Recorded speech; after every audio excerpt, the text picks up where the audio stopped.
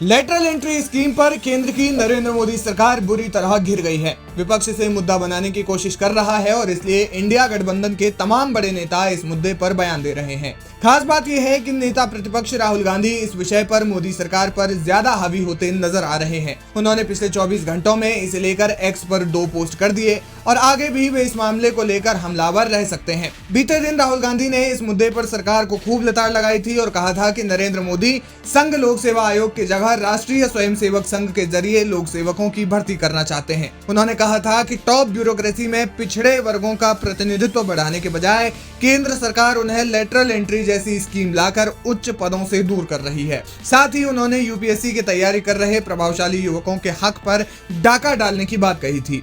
अब इसके बाद राहुल गांधी ने इस मामले में फिर से एक पोस्ट करके केंद्र सरकार पर निशाना साधा है। उन्होंने लिखा, लेटरल एंट्री दलित, ओबीसी और आदिवासियों पर हमला है। भाजपा का राम राज्य का विकृत संस्करण संविधान को नष्ट करना और बहुजनों से आरक्षण छीनना चाहता है।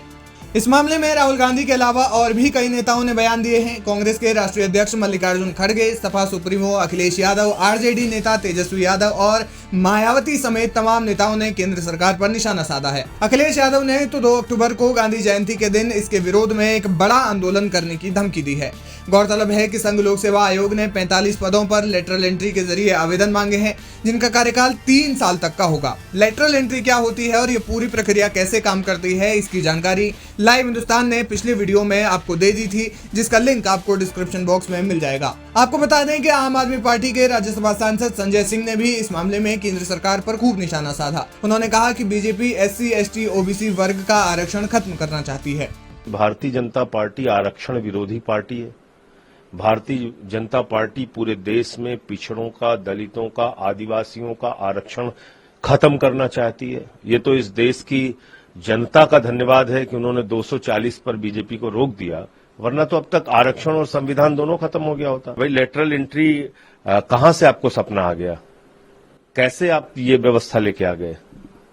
आप इस देश के अंदर जो पिछड़ों को, दलितों को, आदिवासियों को सरकारी नौकरियों में अधिकार मिला है, उसको आप एक नया फॉर्मूला लागू करके खत्म करते हैं, तो ये ठीक नहीं है।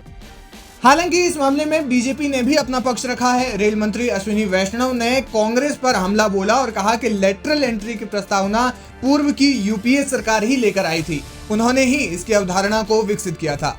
उन्होंने एक्स पर पोस्ट कर लिखा, पार्श्व प्रवेश मामले में कांग्रेस का पाखंड स्पष्ट है। ये यूपीए सरकार थी जिसने पार्श्व प्रवेश की अवधारणा विकसित की थी। दूसरा, प्रशासनिक सुधार आयोग यानी कि ARC 2005 में यूपीए सरकार के तहत स्थापित किया गया था। वीरप्पा मोइली ने इसकी अध्यक्षता की थी। यूपीए काल में लेटरल एंट्री के जरिए विशेषज्ञों की भर्ती की सिफारिश की गई थी। एनडीए सरकार ने इस सिफारिश को लागू करने के लिए एक पारदर्शी तरीका बनाया है। यूपीएससी के माध्यम से पारदर्शी और निष्पक्ष तरीके से भर्तियां की जाएंगी।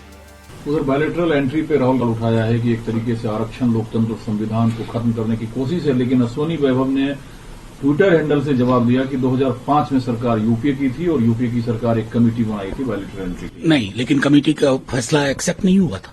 क्या मिसलीड कर रहे हैं? केंद्र में मंत्री हैं, क्या मनमोहन सिंह की सरकार ने लागू कर दिया था?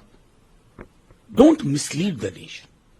कई सारी कमेटियों के रिकमेंडेशन आते हैं, फैसला लेना पड़ता है कि ये करना है या नहीं करना है। आपने किया क्योंकि इस किताब के लिए आपके अंदर सम्मान नहीं है। आप माल्यार्पण करेंगे बाबा साहब का, लेकिन उनकी बातों को दरकिनार करेंगे। Don't mislead. ये जो लिटरल एंट्री के नाम पर आप कर रहे हैं ना, आप ब्लॉक कर रहे हैं संवैधानिक रवायतों को। SC, ST, OBC किसको चुनेंगे? अपने लोगों को बैकडोर से। ब्यूरोक्रेसी का नजरिया जाके पूछ लीजिए ऑफ कैमरा, हटा करके, वो कैसा सोच रहे हैं, सब समझ में आ जाएगा। पहले वैसे ट्रेन चला लें ठीक से। यानी कुल मिलाकर इस स्कीम पर सियासी रार ठन गई है। इस साल के अंत तक 4 राज्यों में विधानसभा चुनाव पूरे भी हो जाएंगे और नई सरकारें भी बन जाएगी। इसके अलावा उत्तर प्रदेश में उपचुनाव होने वाले हैं। माना जा रहा है कि विपक्ष इन्हीं चुनावों को ध्यान में रखकर इस मुद्दे को बनाना चाहता है।